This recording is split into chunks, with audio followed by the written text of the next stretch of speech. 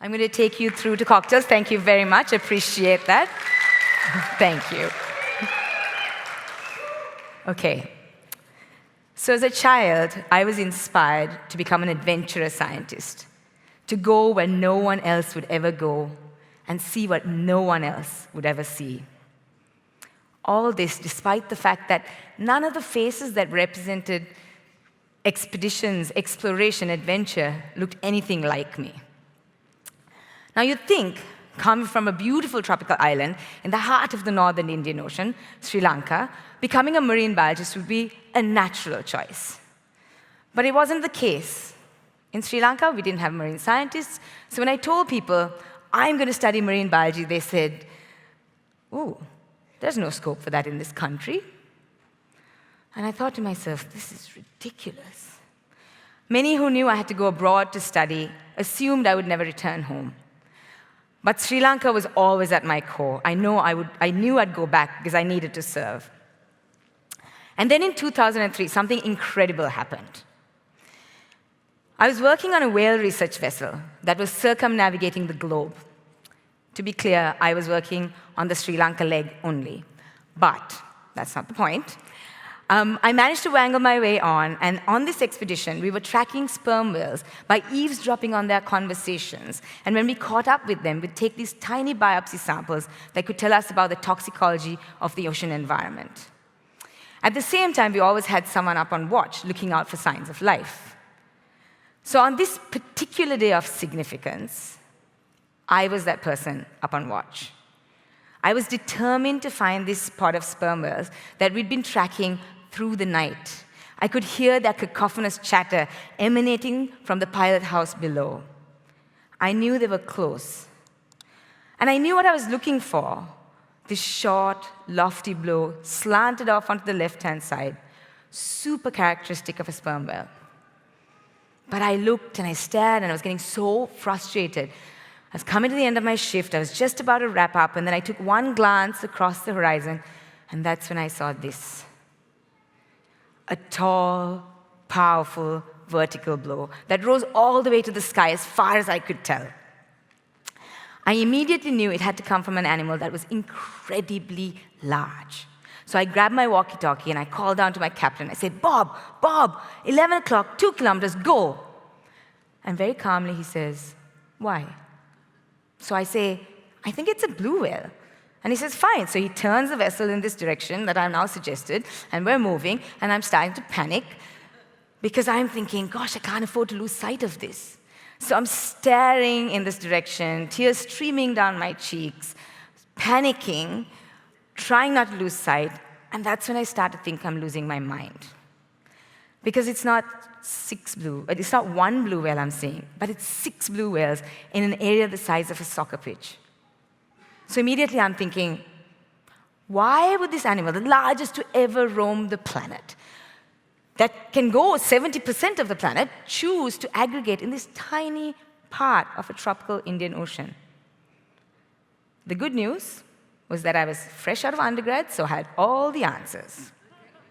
I reflected back, and I thought about what my textbooks and professors had said, and they said, large whales, like blue whales, undertake long-range migrations between cold feeding areas and warm breeding and calving areas. That was it. I was super stoked. I was going to be the first person to ever document blue whales mating. So obviously, I'm on the edge of my seat telling Bob, let's go, we have to go faster, come on, let's go, go, go, go. We're getting closer and closer and closer. And it's not at all what you expect to see. There's no hanky-panky. They're just hanging out at the surface, lolling, as one does. And so now I turn to Bob, and I'm like, so do you think we can hang around for a little bit? And he says, sure. And that's when we saw this. This, ladies and gentlemen, is a pile of blue whale poop. Not only is it a stunning red color, but the exciting part is that seeing poop was an indicator that these animals are feeding somewhere close. But remember what I told you. Blue whales go to cold waters to feed and warm waters to breed and calve. Sri Lanka is 5 degrees above the equator. It's as warm and as tropical as you can get. So these animals had figured out how to feed here. This was my eureka moment. Not everyone can say that their career started with a pile of poop, but mine did. And I'm really pleased about that. So all of you in the audience would probably think that's an auspicious start to a career for an aspiring scientist and explorer. But that wasn't the case for me. In my excitement, I wrote off to scientists across the world in the global north, and I said, hey, can you give me some advice, some guidance? I want to launch a project. And I got a flurry of responses. But in a nutshell, they said, get us a research permit so we can bring our teams to do the work. That was my first experience with parachute science. Parachute science, colonial science, conservation, exploration is where people from the global north come to countries like mine, the global south, the developing world, do work and leave with no investment in the local capacity, infrastructure, and no inclusivity. The work creates a dependency on external expertise. It's not sustainable in the long term, very often cripples long-term efforts that have been going on the ground for a long time. It can be driven by the outsider's assumptions, motives, and needs, and creates an unequal power imbalance.